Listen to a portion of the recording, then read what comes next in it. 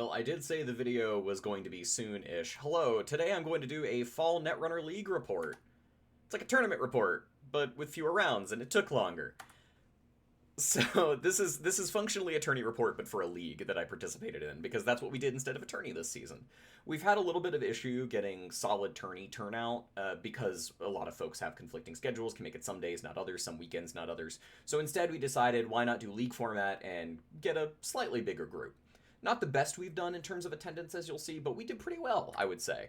JNet was made available, just to make sure that everybody could play their games regardless of schedule, but most games were played in person at our friendly local game store, which does a wonderful job of hosting us every week, despite Netrunner not really making them much money. We buy the sets from them, sleeves and all, but overall, no, we don't, LCGs are not always the biggest money makers when they move at the pace that NSG does, so we were glad to put this together. The organizer made sure that it was like, hey, this is, just as much we should throw something the store's way as it is for us, but everybody was super accommodating and did a wonderful job running it. We had 10 people, 5 rounds, and GNK prize support. Easy breezy. Functionally a GNK, just long. GNK the long way. So, what did I play? Well, that's the beauty of a league. I can do whatever I want. So rather than get really good at tier 1 stuff like egg or finally internalizing all of my ob ladders, I decided to use this as an opportunity to explore a variety of things in a pre-worlds competitive field.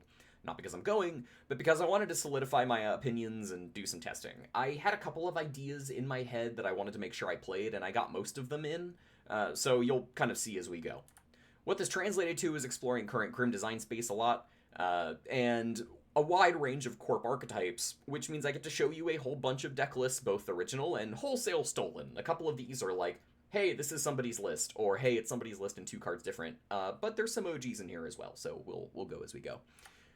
Alright, let me tell you something about my Android Netrunner career. Got him. No, more seriously, almost every tournament or equivalent where my corp has done well, and I am generally a stronger corp player than I am a runner player, has been on the back of building something unpredictable, even when my metamates roughly know what I'm up to. I do tend to play kill decks, as I've said, it's my preference, and moreover, I tend to put kill as a secondary win con into things where you wouldn't necessarily expect it. That sort of spicy ad is just expected of me at this point. That's just kind of where I tend to live.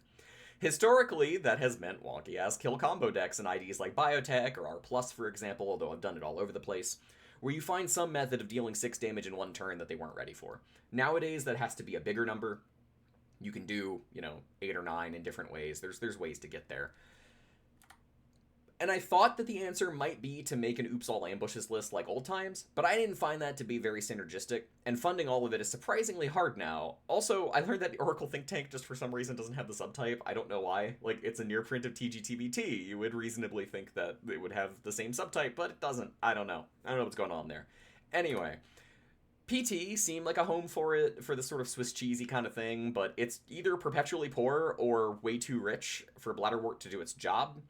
And then the actual combos just aren't that interesting as far as I'm concerned. Egg isn't really doing the kind of wide kill I enjoy. That being, surprise, you made a mistake, that's your whole hand.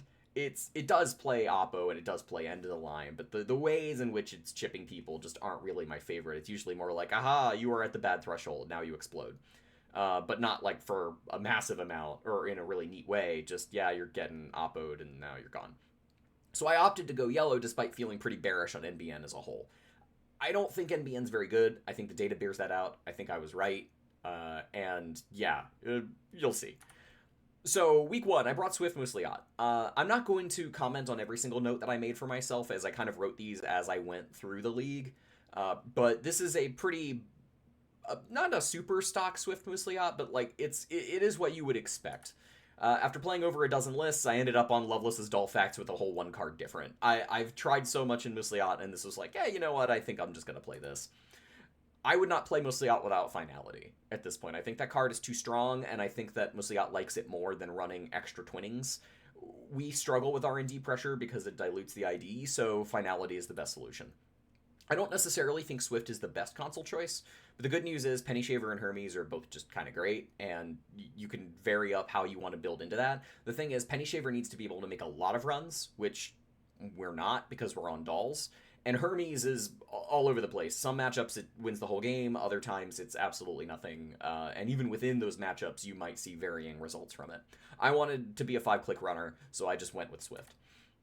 Direct Access is a fun tech card. I don't think you necessarily need it unless Leo gets even more popular. My one other thought going in was, I think Finality Zaya might just be better, and I miss Boomerang. And then I played Traps Prov. This is just EA Sports Prov from a couple tournaments ago, but with Vasilisas in it, because I think Doomscroll's kind of ass. I wanted a resilient R&D with high-impact agendas. Unfortunately, I ended up with Send a Message. This was just not good. It didn't really come back to bite me, but you don't want this in this deck. It's very obviously an anti-synergistic thing. Before game 1, I did consider cutting it and the Beholds for 3 Oracles, but as noted, I am a Snare addict, and it can just steal games, so I went with it as is. Week 1, I played Seb K. You might have heard of him. I'm always excited to play a strong opponent, less so in round 1, but it's League, who cares? So Seb isn't, like, actually local. He doesn't come out to the store much. As I understand it, he's far enough out and has enough life stuff going on that his meta is pretty much entirely online. But he does occasionally hang out with us plebs. No, he's a wonderful guy. And in this case, he signed up for the League, and I was really excited to see him. He basically said early on that he was going to be playing JNet primarily, and that's fine. Like, it's not my preference, but I'm perfectly okay with that. So I pre-gamed by going to Denny's. I didn't do any prep at all. I didn't play any practice games with this stuff. I didn't do any last-minute edits. I normally, when I get competitive, I always do that shit. I'm somebody who tweaks stuff all the way up until the final deadline, but in this case, I just decided to send it. Be young, have fun. Week 1 results went about like this.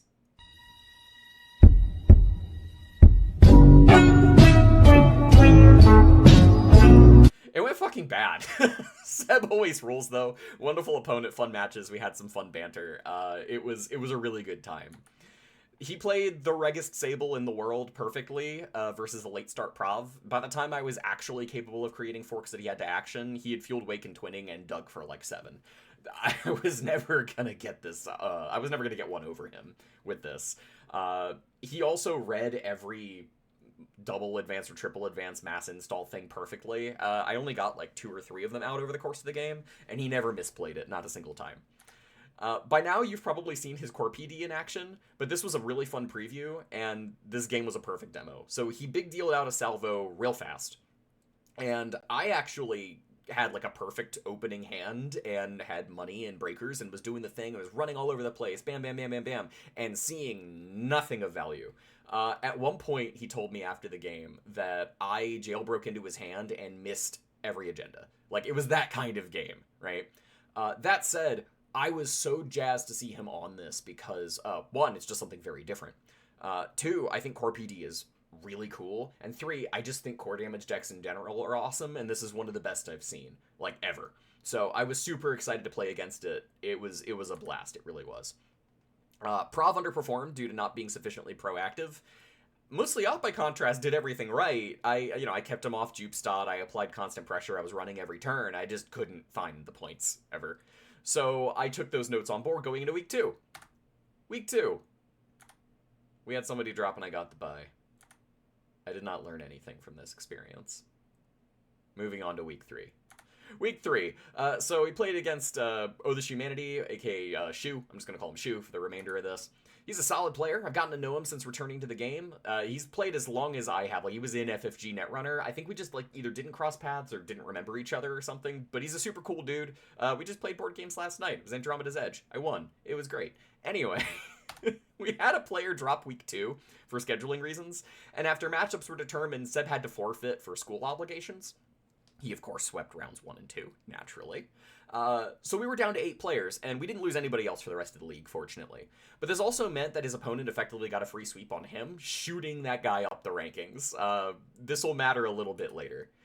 At this point, I figured my SOS was basically doomed unless I beat up everybody, just because buys aren't good for strength of schedule. No, I did not do the math or ask RTO. This will matter later.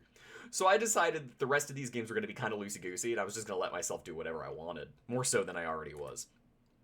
Seb certainly didn't need anyone to carry the torch for him, but in retrospect, it's pretty funny that I ended up playing as Core PD on the week that he quit, just to keep the thing going. No one in our meta is safe.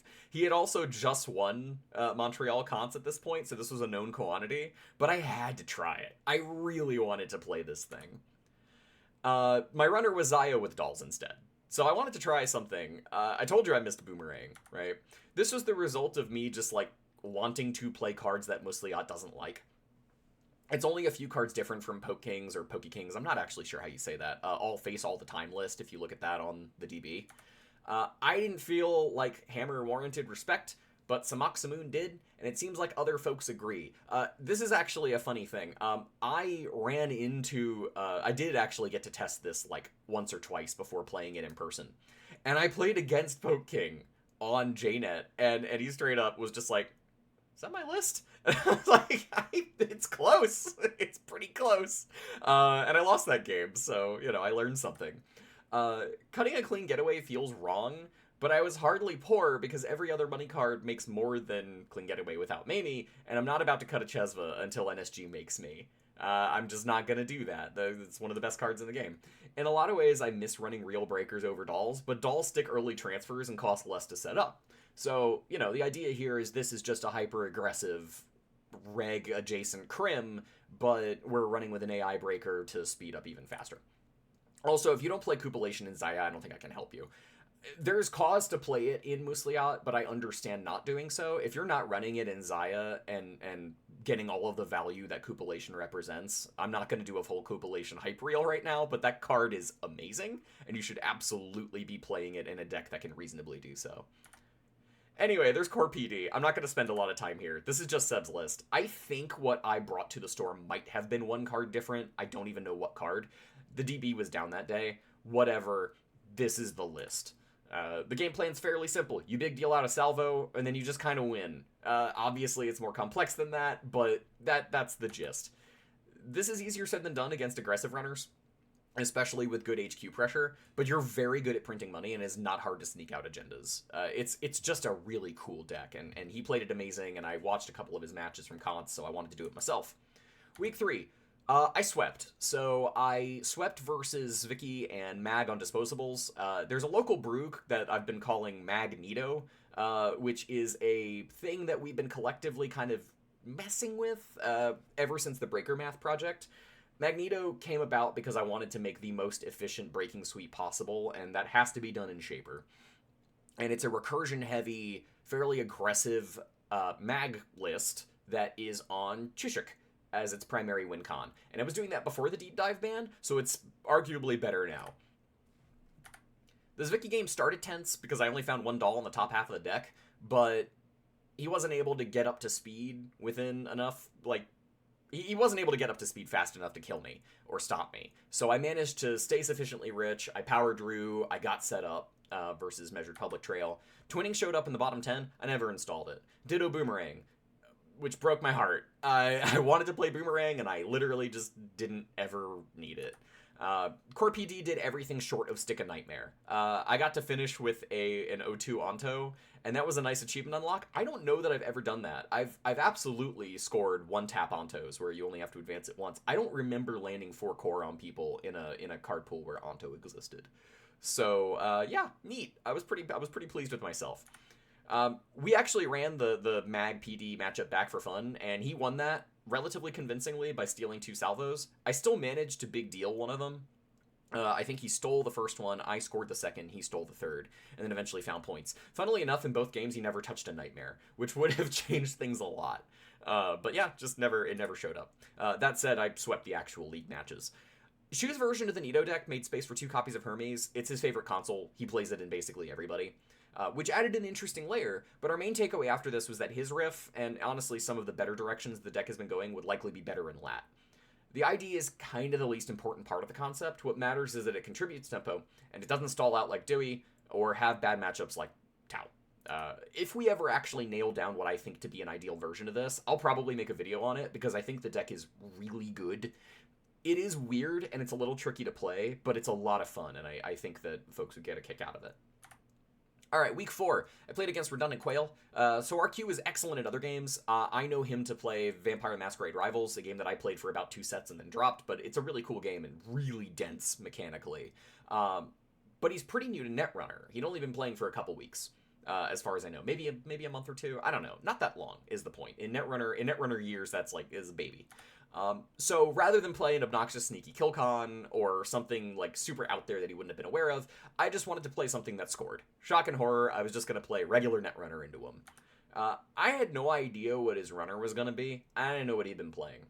But one of our locals put him on Pluto's Fast Advance Vicky fairly early, and the dual threats of the Skull and Measured had him hooked. Like, I knew he absolutely was just, like, tearing it up with Vicky. I knew he was a big fan. So I kind of assumed he was going to be on that. And then rather than tech against that, I just wanted to play my usual preference of, like, low resilience Crim really well. I didn't want to just, like, you know, bring a thing there specifically to beat up a new player. That seemed mean. He proceeded to inform me day of that not only was his Vicky undefeated in League, it was undefeated outside of League. He had yet to lose with this thing. He had been stomping face with this Vicky since he got put onto it. And he expected to sweep now because he had a new runner. I love this confidence. This is the posturing that I love about this kind of thing. I come from fighting games. We're all about this shit. So I was overjoyed. I was like, hell yeah, dude. Let's do this thing. I couldn't decide if I wanted to go back to Atea or play Leo, but I decided to play Leo because I think Leo rules. When I wrote this, I said it's still massively underrated. That's probably not true anymore. I think people well and truly understand how good Leo is, but I find it to be a very comfy ID. I love everything being a border control, and Leo is that, and Leo is enjoyable. So I brought Leo. My runner, I went back to Musliat, a little bit different this time. So back to my favorite elevation runner ID, a few edits. Burner. So I already knew Burner was good, but I'd been neglecting it, and then I was like, you know what, I just want to be able to burn combo pieces. I don't really care how I go about it. So I think in Muslihat, 1x reprise is almost certainly correct. This was a conversation that we had internally with a player who I didn't play against, and she was trying to figure out, like, how to kind of position reprise in Muslihat, right? She was playing this super neat list, too, that was, like, a combination of, like, the girls deck with Eru and stuff, and Muslihat, so it's, like, all the run event stuff and everything else, but then knockout punches through archives. Like, it was super dope. But it led to a convo about, like, how much reprise is too much reprise, like, anywhere from 0 to 3. I think the number is 1, because I think you absolutely want the ability to shut down a massive, powerful thing, but if it shows up early, you hate it, and you need to free up the card slots for real cards. Drawing multiples early on is a nightmare. So, I think 1. I considered fully cutting twinning, because a single copy tends not to show up, and it's not a Muslihat draw, and blah, blah, blah, blah, blah, but it's just too strong. It's too good with Chesva. You have to. It's too good. It's too good. It also does extremely funny things with Estebrado. If anything, I should probably, in this version of the list, cut a run event for a second twinning. Like, cut one of the burners or one of the finalities, probably a finality if we're being real, because twinning hits R&D, and then slot a second twinning. Like, that's what this should probably be doing. Dolls Without Boomerang have the weakness of predictable numbers of ice that you can break each turn, and I was a little nervous about that, but mostly I can't stand that card, and I didn't need it last week, so I figured I didn't actually need Boomerang like I thought I did.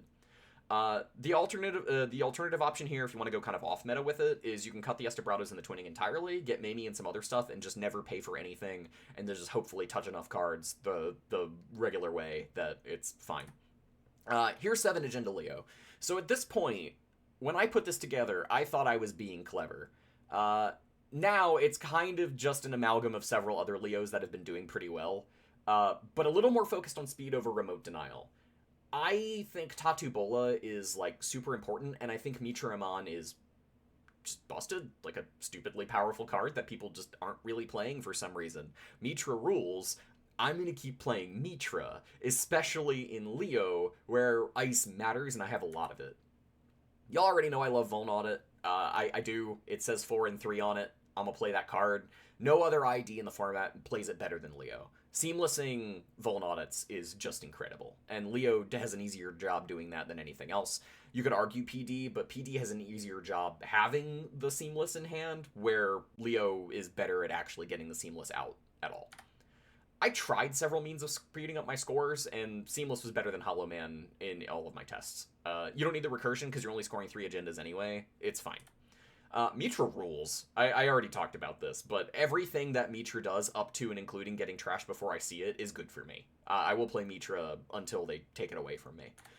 I don't like paying for Anoetic very much. I rarely find it necessary when the Leo remote is borderline unassailable against most runners, and I'd sooner run Managarm. Put a pin in that. We're going to come back to that. And the 1x escape net feels increasingly necessary with twinning everywhere. It's just good. The sprint's a decent release valve. I think it's a reasonable way to go. Cards to change. So I put this together when there was still like a little bit of fuss around some virus heavy stuff. You don't need Fly Swatter anymore. Don't play Fly Swatter. You don't need it at all. And then the predictive. So the predictive was just because I was on 14 influence. I needed another one. I figured it was fine. Also, I wrote going into this that I wanted to play the third humanoid. Put a pin in that too. So week 4. I swept versus Vicky, Fast Advance, and Reg Sable. Moreover, I kind of beat poor Quail up. It was a rough time. I got comically rich with Leo after filtering some bad draws with Sprint. I actually saw all of my Volns in the top 10 cards, and then I sprinted them back, and I drew one immediately, which was not great. But I managed to res ice at every interaction, and I kept things taxing for the whole game. He never actually managed to have much for money, because I just made doing anything cost a pile. Icing all the centrals did a lot to reduce pressure. Getting transferred the couple of times I did barely mattered when it cost more than those profits to get in the first place. Even just having MIC on HQ, which was not ideal, but it was what I had available on account of the early flood, was enough to make it just awful to get through, and then the worse I made it, the better it got. 7 agendas insulates you against early multi-access, especially on R&D. Not being weak in R&D is so good. Oh my god. Musliat put on a show. This was like the most textbook Musliat game you've ever seen in your life. I got the good early draws. I got a hold of every Plutus, trashed them immediately. I just picked them apart. It was absolutely brutal. I actually never saw twinning until the last 3-ish turns, so I just never installed it. But I got Debbie and Swift. I want to say it was turn 1. It was definitely within the first 2 turns, and that just kept me jamming runs forever. I just kept running and running and running. Yeah, I didn't see a lot of cards in any one go, but I saw a lot of cards in general. Late game was defined by not having to trash my 4th Plutus because he was recurring them with spin. Thanks to showing a pinhole with Musliat, this was really cool, which effectively stun locked him. He didn't want to install it. He didn't force the issue, and this was the thing that we talked about after. It's like, this is a thing that you just have to force. You have to get these out of my hand. In his mind, Plutus was the entire win con. He didn't want to lose another one like that, but he knew I had it, so he didn't act on it. We kind of talked out the strategic angles of this, but yeah, just Musliat doing Musliat things, applying pressure without even trying. You love to see it. Week 5, and the final, was against Carrick. Carrick is one of my longest running metamates, a legitimately just good friend of mine, and a strong player that I've tackled multiple different games with.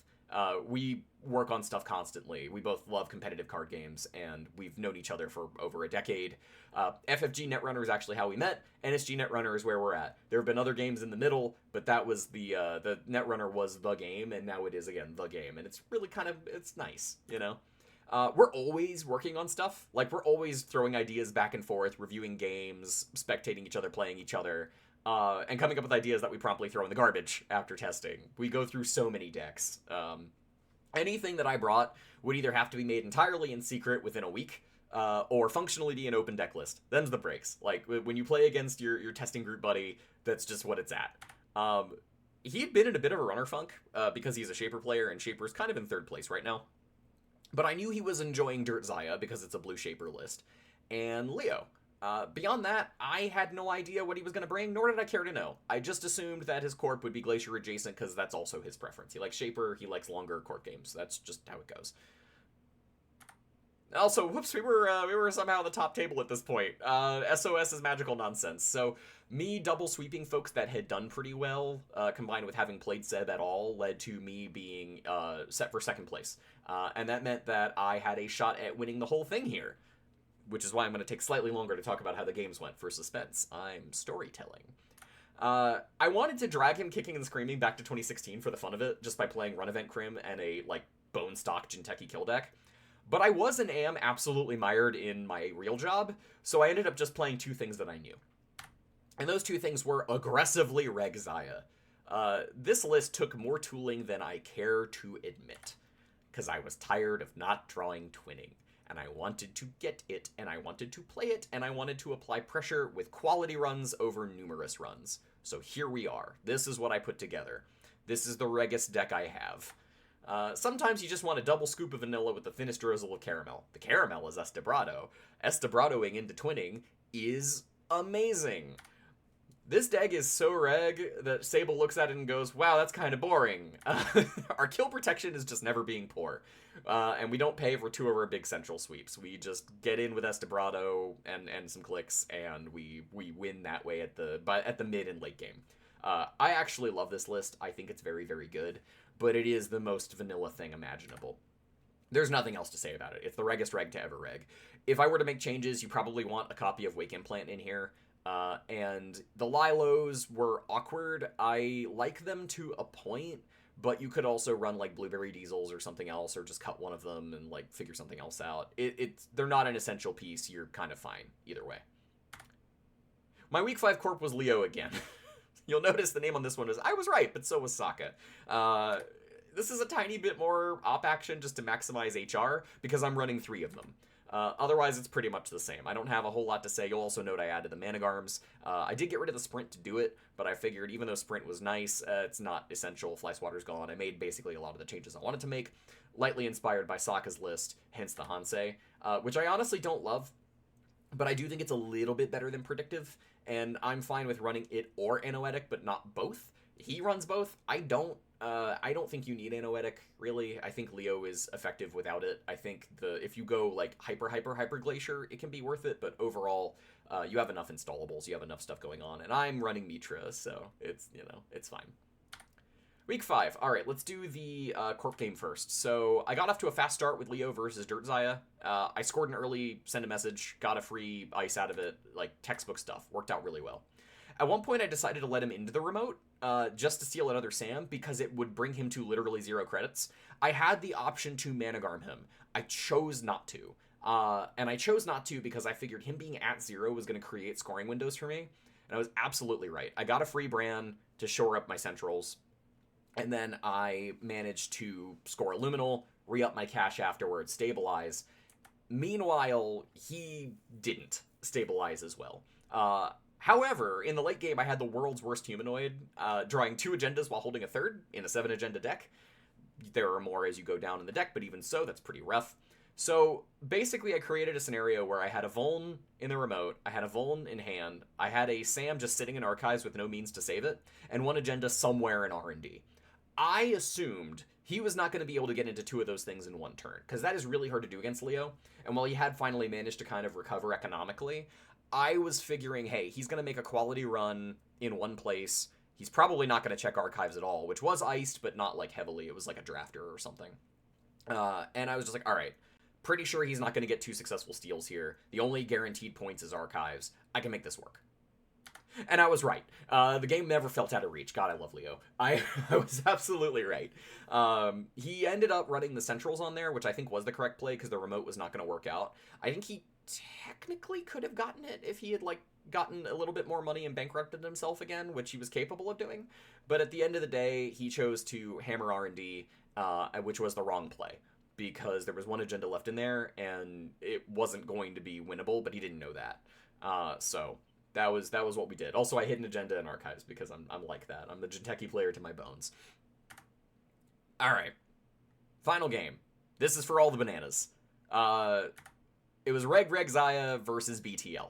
I was reasonable to assume Glacier. He had actually been playing quite a bit of BTL for like a while before. So I was like, okay, yeah, this is the kind of matchup that I wanted. Like, this is actually basically what I built this sort of Zaya to be strong into. Not that it can't handle other stuff and like traditional kill decks and all, but this is good. All right, this is good for me. We both started slow. Eventually, he had double iced all his centrals, and I had my full rig, including counters on twinning. And we were both 0-0. Like, that's the kind of slow this game was. This was a crawl. It was just setting up at each other and occasionally running. Like, there was very little back and forth. But then I just started dismantling him. Like, completely and totally taking him apart. Like, the runs were expensive, But I was able to bounce back thanks to Transfer of Wealth, or a Bravado, or any given run subsidized by double Chesva. Like, yes, I had to pay out the nose to get through, like, a Winchester, or a Logjam, or what have you, but I was able to just keep things going. My only real complaint is that I didn't see Mamie until, like, mid-late game, and that's a downer, because it probably would have made me even faster, but whatever. Point being, I'm touching cards, I'm seeing points, I'm doing the damn thing. Hermes, by the way, total all-star. Eventually, I get to 6-0, and that O is because he was sacking green mails for Biowaks. I want to say there was either 1 or 2, I don't remember. The Biowaks were not presenting a huge issue for me. I hit 6-0. He throws a called out value measured at my 4-card hand. I have 18 credits. I can afford to block it, but I know that's going to create a scoring window because his remote is very expensive. And all of the central ice is rezzed, so I'm not going to get any real tempo from Hermes. And my dumbass figures, you know what? I'm just going to take the damage on this one, because these cards don't matter that I'm holding. They were all like duplicates and stuff I didn't need. And I'm just going to pay for the second if he has it. Now, I've been trashing measures up until this point. I knew that he had them. I didn't know how many. I want to say I saw 1 in the bin, so it was entirely possible because he had pulled some back that he had a pair of measures. So I was like, all right, we'll just play it like that. It'll be fine. And I forgot Angelique was a card. Just completely forgot the existence of Angelique. Totally left my brain. Apparently, she was in hand from, like, the first couple turns, and all of my twinnings on HQ and all of those transfers and everything else I was doing missed her every single time. She was a one-of. If I had ever seen her, it would have not been a factor at all, and I would have played it differently, but I just didn't remember that Angelique existed. Also, when I was hammering the hand like that, I missed a winning agenda more than once. That's card games, baby. Sometimes you forget a particular line, and then you find out that other lines would have just won you the game earlier, and that I goofed it. The right play was just to draw from my second Estebrado, which I would have gotten to in a couple of actions, and just win. Like, the right play was that, right? The deck was fairly light. He was on no points. I had plenty of time to set up and just make sure that I was unassailable, even after paying for measures. Like, I should have just been patient, but I wasn't. He played it great. It was a great set. We had a great time. GG, well played. So how'd it go and what did we learn? I placed second, so I just managed to hang on to second. I want to say my next closest opponent, which was the guy that Seb ended up having to forfeit to, he placed third, I believe. He split in the last round, so he wasn't able to quite catch up to me. Got sets of Charlotte and Alarm Clock promos, as well as some store credit, so you know I'm going to be playing some Jinteki Corp again soon, because I love Charlotte. Charlotte's great. Alarm Clock, you know, hey, it could be a 1-of for all I care, but I do play it, so it'll be fine. I learned that Angelique is a card. No, I learned that the card pool is sufficiently tight that bringing something truly unprecedented probably just means it sucks. The gulf between the sort of good half of the ID pool and the bad half feels pretty significant. Unless you're in Weyland. I think just about everything in Weyland is viable to some extent. You're likely better off spending influence in weird ways to surprise people and catch them out, and having a few spicy includes in something established if you want any amount of consistency. It's a bit of a shame that we've kind of figured this card pool out relatively well at this point, but given that we're already starting to see some spoilers, at least for art, for the upcoming set, I'm hopeful that we'll see some new cards soon. I like this card pool. I think it's fun, but it does feel a little bit more like playing Startup than playing Standard, and I think just adding a bit more to the pool is going to do a lot to help. Scoring's absolutely viable. Everyone who overreacted early on looks silly right now. I was always right about Leo. Kiss my ass. I was right the whole time. No, I recognize that Ob and Egg are the best decks, and I think that that's kind of inarguable.